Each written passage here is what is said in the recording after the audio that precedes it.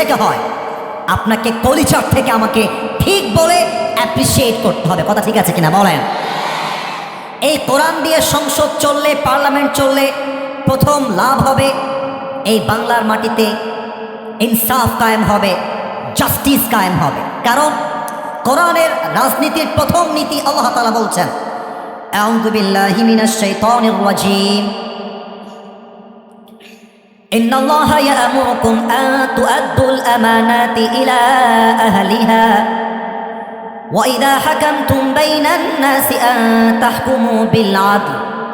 Allah says in this ayah, Allah commands people to give back what they deserve in their lives. Allah বলছেন, যে যা প্রাপ্য পায়, যে যেটা পাওয়ার যোগ্য, যার অধিকার তাকে ফিরিয়ে দাও, এটার নাম ইসলাম। এবং ওয়াইদা হাকামতুম বাইনান নাসি আন তাহকুমু বিল আদল, whenever you judge between people you have to judge with justice.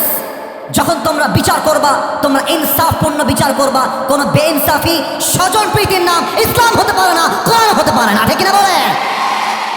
এবার এক্সাম্পল দিব, উদাহরণ দিয়ে বাস্তবিক প্রেক্ষাপট বুঝাই দিব। আচ্ছা, আমার স্যার আব্বাজান বসে আছে আমার বাম পাশে, উত্তর দিবেন, আমার বাবাজানকে কি দেখা যায়? কথা না বলে বুঝি কেন বলে, দেখা কি যায়?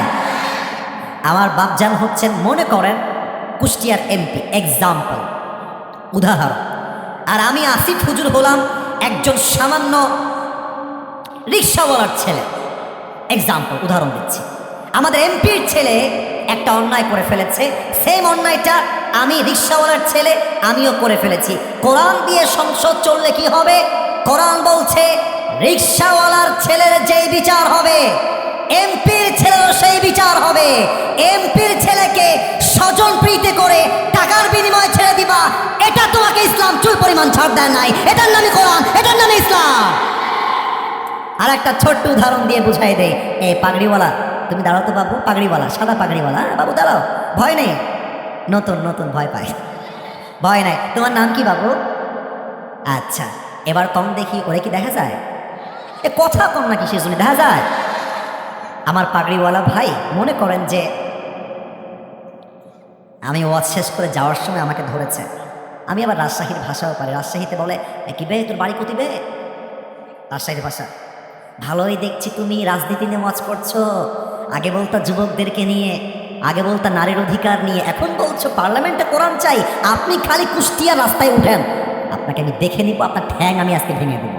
সে আমাকে বলছে, হুমকি দিচ্ছে।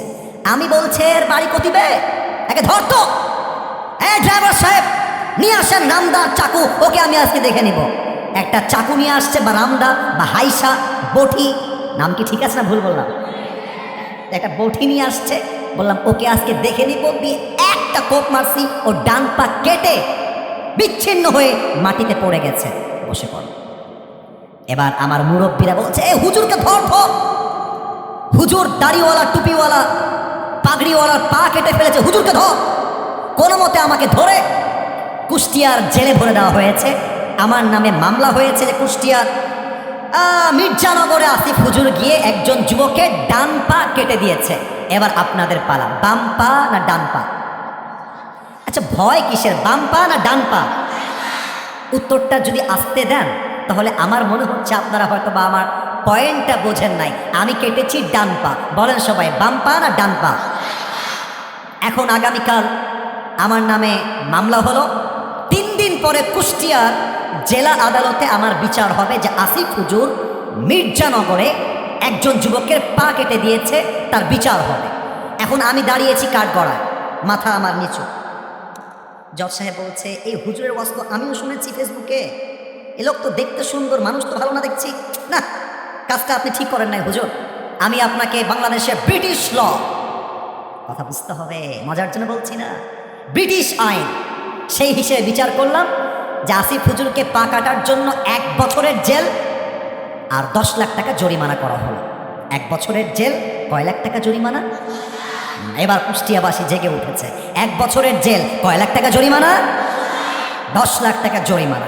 এবার একটা বিচার, এটা কি ইনসাফপূর্ণ হলো কিনা, এটা কি জাস্টিসপূর্ণ হলো কিনা বোঝার জন্য দাড়িপাল্লা নিয়ে আসে। দাড়িপাল্লার ডান দিকে পাগড়িওয়ালা ভাইয়ের ডান পা যে কেটে দিয়েছি, ওই